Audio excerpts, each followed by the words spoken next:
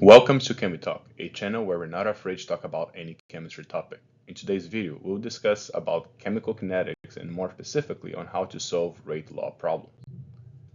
So in today's video, the questions we're going to try to answer are the following. What is the rate law? What is the order for reactant? What is the order for reaction? What is the rate constant K? What does K depend on? How to determine the rate law from experiments, and how can we come up with a faster way to solve those problems? And lastly, on how do we determine the units of the rate constant? Okay, so let's just start by defining what rate law is, and simply an equation that shows how the rate of a reaction will vary or will depend on the initial concentration of a reactant. Okay, products are very, very rarely included. Okay, so let's just use this general equation here, A plus B going to C plus D. And one of the most important things we're going to have to do in those problems is write what's called the rate law skeleton. And that's going to look like the rate that's going to be equals to K, which is a constant that only depends on temperature, times the concentration of A times concentration of B, which are going to be the concentration of my reactant. So in this case, we only have A and B, but if we had, let's say, a C as a reactant, we would have the concentration of C being part of the equation, where this X and Y would be the order of the reactants. So X is going to be the order of reactant A, Y would be the order of reactant B. Those are usually going to be whole numbers and positive number. Is it possible to have negative number? Yes, but it's not very common. Okay? And the order of the reaction is going to be just the sum of all the order of each reactant. Okay? So let's just look at this experiment here, and that's type of problem that we're going to see in an exam. Okay, so let's just start with the rate law skeleton. So it's going to be exactly what we had before. So rate equals K times A raised to X, B to the Y. And let's just use experiment 1 and plug in everything we have from that table. So we know that the rate from the table is going to be 10 molar second. That is coming from here. K is going to remain K. We don't know what the K is. It's just a constant. Now let's look at the A concentration of A and B from the table, and we see that from experiment 1 they're both 2 molar. So we put those there. So 2 molar raised to X and Y, which are the exponents. And when we look at that equation now, we see that we have 3 unknowns to solve, right? We don't know what K is, we don't know what X is, and we don't know what Y is. And just from simple math, we know we cannot solve an equation with 3 variables. So what we need to do is we need to find out another equation to help us to eliminate some of those variables. And we're going to do some tricks here. So let's look now at experiment 2, and let's do exactly the same thing. So the rate would be 5 from the table. K is the same. Again, K only depends on temperature, so it's not changing from experiment to experiment. What is the concentration of A in experiment 2? Would be just 2, and the concentration of B in experiment 2 will now be 1. And we still have the same problem, right? We still have K, X, and Y, so we still have 3 variables, but now we can do a trick, which is dividing those 2 equations one by the other and see if we can eliminate some variables. And right away, we can see that the K's will cancel each other out because they're the same, and the 2m to the X and 2m to the X can also cancel out. And at the end of the day, we just end up with 10 divided by 5 equals to 2 to the m divided by 1 over m, both raised to y. And we can see that the 10 and 5 can cancel each other out, producing 2. And once we divide 2m over 1m raised to y and y, there's a property that we can just divide whatever is inside the powers and keep the power outside. So just going to be 2 divided by 1 raised to y, which is going to be 2 to the y. From here, we know that 2 equals to the y. I think it's not hard to see that y is going to be 1, so because 2 to the 1 equals 2. But if you don't see it, we can apply log in both sides. That's probably the most accurate way to do it. So if we use log of 2 and equals to log of 2 to the y, there's a property of log, I don't know if you remember, that if you have an exponent inside a log, you can multiply it outside. So log of a to the x randomly, it's going to be just going to be equals to the x log of a. Okay, so if you do this, we get log of 2 equals y log of 2. Log of 2 divided by log of 2 equals y, and we get that y equals to 1. Okay, so it's the same method. Okay, so we are able to solve for our y. But now we still have 2 unknowns to solve, k and x. And we're going to do the same similar process. We're going to use now experiment 3. Plug in the numbers, so 90 is my rate. K, we don't know what it is. A to the x, it's going to be 6. And then your B to to the y, but now we know that y is 1, so we can already plug in 1 there. But we still have two variables, right? So we need to do another trick to eliminate one of the variables. So we're going to pick an experiment where now the A is changing. Okay, so you got experiment 1, where now A is equals 2. So the rate is 10 molar per second still. K is the same. Now your concentration of A will be 2 to the x, and then the concentration of B would be 2m to the 1, because you already know that. And if we do the same process and divide those two equations by one another, we can see that the k's will cancel again. Now the 2m to the first power will cancel each other, and we end up with 90 divided by 10 being equals to 6 molar divided by 2 molar, both raised to x. And we know that 90 divided by 10 gives you 9, and 6 molar divided by 2 molar to the x. Again, we can divide whatever is inside the power and keep the exponent outside. So it will be 6 divided by 2 raised to x at the end. So we're going to get 3x. And we can see that x equals 2, because 3 to the 2 equals to 9. And again, if you don't see that, there's no problem. Just use logs in both sides. And as again, if you have an exponent inside the log, you can bring that exponent outside and multiply it. So we're going to get log of 9 equals x log of 3. Log of 9 divided by log of 3 equals x. And we get that equals 2. Okay. So now we have our x, we have our I, y, and the last thing we need to solve for is k. And k is a constant, right? And the only thing that changes that constant is temperature. So that means that the k will be the same for all experiments. So basically what we need to do is we just need to substitute all the concentrations in any of the tries. So let's use both experiment 1 and 2 to exemplify that. So for experiment 1, the rate was 10. For experiment 2, the rate was 5. Now it's going to be k times whatever concentration you have in the table. So for experiment 1 and 2, the concentration of A was 2. And for concentration of B's in experiment 1 and 2, they were 2 and 1 respectively. Once you plug in those numbers and you do the math, you're going to see that you're going to get the same k value. So it's going to be 1.25 times molar minus 2 seconds minus 1. Okay, so that is your final answer for this problem. And some of the questions that people might ask about this is, what is the order of reaction in respect to A? And that's simply what is the exponent of A. So it's going to be 2. What is the order of the reaction in respect to B? Simply it's going to be this one here, 1. And last question is, what is the order of the reaction overall? And that's just going to be the sum of the coefficients. So it's going to be 2 plus 1 gives you 3. Okay, so now let's go over the same exact problem, but let's use a shortcut to find rate law so that we don't need to write down all the reaction. So the first step is always going to be write down the rate law skeleton, which is going to be rate equals k. And for this type of reaction here, it's going to be concentration of A raised to x times concentration of B times raised to y. We can just pick random letters for the exponent. Now, the next step is going to be find two experiments where only one concentration changes. So for example, we have A and B, so where A would remain constant and B would change, or vice versa. Okay, so let's use experiments 1 and 2, and we can see that 1 and 2, A remain constant while B change. So we can use those two experiments. Now, be careful here. We're going to need to write down the factor by which the concentrations change raised to the coefficient from the rate law and set it equal to whatever factor happened to the rate. So it might sound confusing, but it's going to be clear once we actually do the math here. Okay, so from experiment 2 to 1, I always go from the smallest concentration to the highest. So from 2 to 1, the concentration of B double. And what is the coefficient of B from your rate law? It's going to be y. So you're just going to write 2 to the y equals to whatever happened to your rate when you went from 2 to 1 in the same direction. And we can see that from when we went from 2 to 1, the rate went from 5 to 10, so it doubled as well. So we went out right away to get 2 to the y equals 2, and we can solve that y equals 1. And we can repeat the same thing for the other reactant. But now we want to see two experiments where only A changes because we just solved for B, right? And we can use experiments 1 and 3. Now we can see that from 1 to 3, the concentration of B remained 2, while the A went from 2 to 6. Okay, and let's see what happened. From 1 to 3, the concentration of B triple, the concentration of A triple, and the coefficient of A, or the exponent of A, was x. So we're just going to write 3 to the x. So whatever you did to the concentration raised to that coefficient equals to whatever happens to your rate. And when you went from 10 to 9, you multiply by 9. So you get 3 to the x equals 9. Find x equals 2.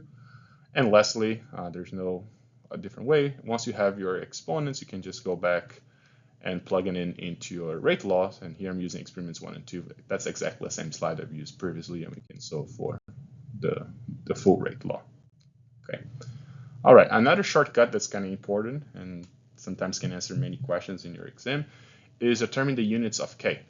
So rate constants, because it's like a rate, will always have some units of time to the -1. So something's going to be per second or per hour or per minute. And that's going to be independent of the order of the reaction. The other thing that usually shows up in rate constants is molarity. And that one actually will depend on the order of the reaction. And there's an equation here that looks more complicated than it actually is. So the units of K is just going to be time to the -1, so minutes, seconds, hour, depending on the experiment. And the molarity would be raised to the order of the reaction -1 with a negative in front of it. So let's look at an example. So if it is 0th order, so the order would be 0. So it would be 0 minus 1 gives you -1. Because of the negative in front of it, that becomes +1. So you get m times -1. Let's say you have a first order. So the first order, you're going to have 1 minus 1. That gives you 0. So it would be -0, which is 0, versus time -1. So you just get times to the -1. If you have a second order reaction, it would be 2 minus 1 gives you 1 inside the parentheses. But because of the negative, that becomes -1 times -1. And let's just use a random one. Let's use a 7th order. So for the 7th order, it would be 7 minus 1 gives you 6. With a negative in front of it, will become -6 versus times to -1. Okay, so let's use a very complicated example here, which probably will not show up in an exam, but let's just use a shortcut to practice here. Okay, so we have many experiments. So the first thing we always need to do is write down the skeleton. So I wrote K times concentrate A to the X, B to the Y, C to the Z, D to the W, and E to the V. Those signs, superscripts are just random. Okay. Now, next step is finding 2 experiments where only one thing changes. That might be a little challenging, but in this one, we can use pick experiments 1 and 2. And from that one, you can see that concentration of C went from 1 to 2, so it doubled. And the exponent of C is Z, right? So we write 2 to the Z equals to whatever happens to your rate from 32 to 64, you also multiply by 2. So you just get 2 to the Z equals 2 and Z equals 1. Okay, so you can already substitute there. Now let's look for another one, and using experiments 2 and 3, we can see that the concentration of B changes while everything else remains constant. And from experiment 2 to 3, you can see that the concentration of B triple. Okay, so the coefficient of B is Y, so just going to get 3 to the Y equals to whatever happens to the rate. It might not be obvious here, so you can use your calculator, but 576 divided by 64 equals 9. Okay, so just said equals 3 to the Y equals to 9. And we can see that Y equals 2 now. And we can go back and plug it in our rate law. Now let's look at experiments 2 and 5. It's getting trickier to find, where everything else remains constant except for E. And we can see that from 2 to 5, the concentration of E multiplied by 3, but the rate remained constant, right? If it remain constant, E multiplied by 1. Okay. So 3 to the V equals 1. So what is the number that 3 is raised to that becomes 1? So the answer would be 0. Okay. So in the case of a reaction order being 0, that means that the concentration of E will not impact the rate law, because whatever number I put in there, let's say 1 million raised to 0 equals to 1, or 2 raised to 0 equals to 1. So it is independent. So basically what we can do is we can ignore E from our rate law and completely ignore that from your experiment table. Okay. So the only thing that we are missing now is X and W. So let's look now at experiments 3 and 4. And we can see now that from 4 to 3, the concentration of A doubles and the exponent is X. So just write 2 to the X equals to whatever happens to your rate. And from 288 to 576, our rate also double. So we can get that 2 to the X equals 2, X equals to 1. Now we only have W left, and we look at experiments 1 and 6. The only thing that changes now is D.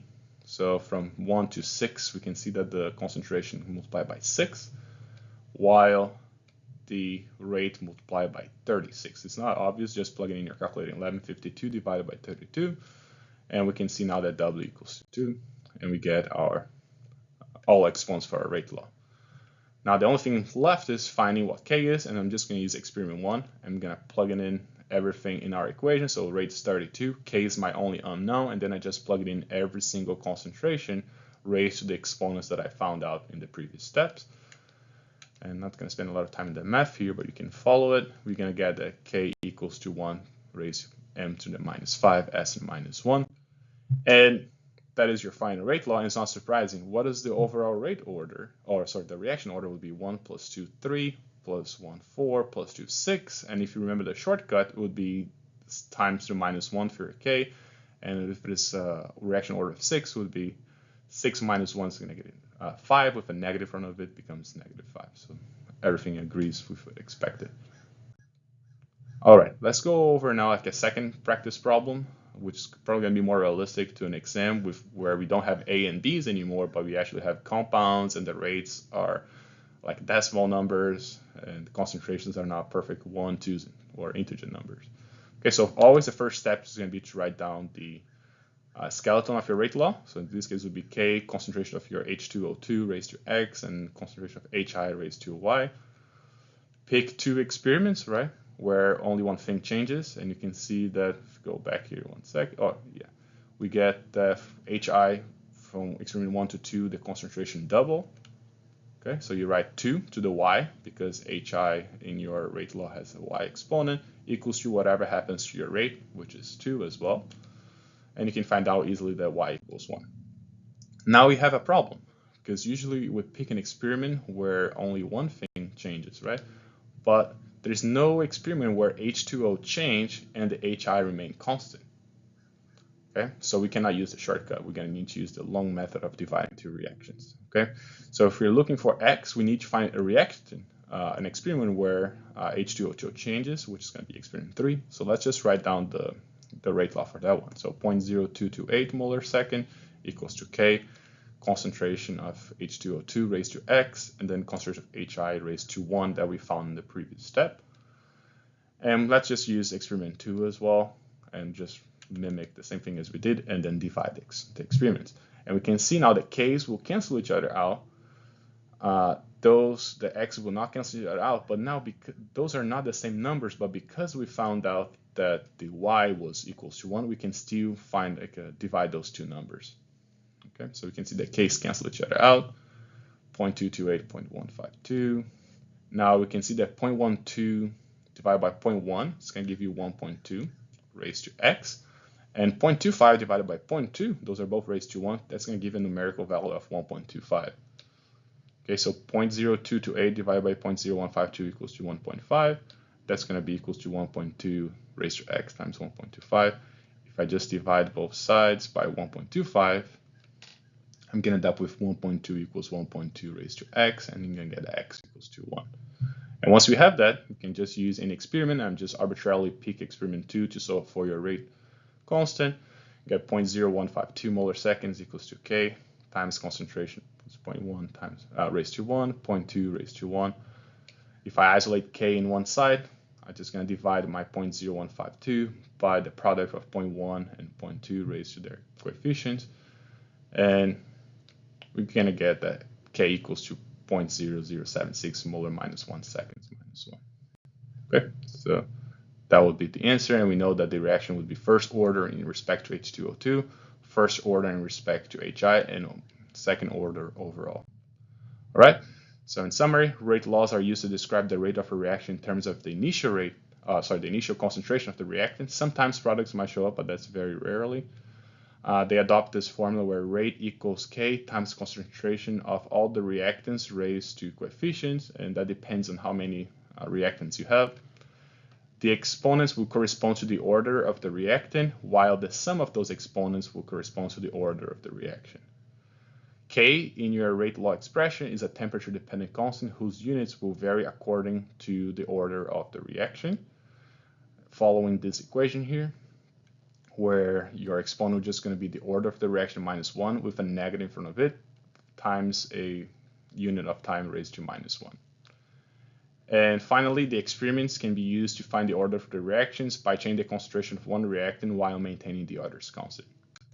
All right, thank you for watching. If you think that this video was helpful, please share with your lab mates, colleagues, and friends. And don't forget to subscribe and follow us on social media. Thank you.